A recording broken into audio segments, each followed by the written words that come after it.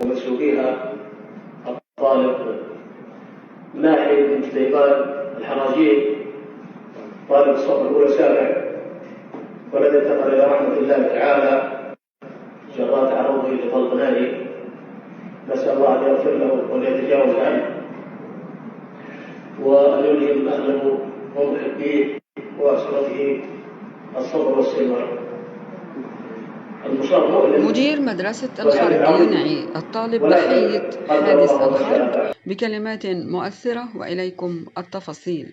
المصاب مؤلم والحدث عظيم، ولكن قدر الله وما شاء فعل. ادعوا لزميلكم بالرحمة ونسأل الله أن يتجاوز عنه. بهذه العبارات المؤلمة قدم مدير مدرسة ثانوي العز بن عبد السلام في الخرج التعازي في وفاة الطالب مناحي الحراجين الذي قتل مع والده خلال مشاجرة مع آخرين داخل محطة بنزين.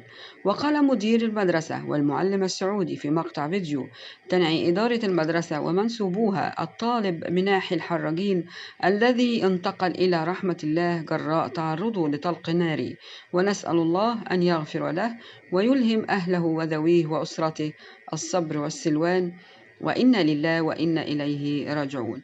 الجدير بالذكر أن الطالب ووالده قتل في حادثة إطلاق نار ودهس متعمد في محافظة الخرج خلال مشاجرة مع مجموعة من الأشخاص إثر خلاف سابق بينهم.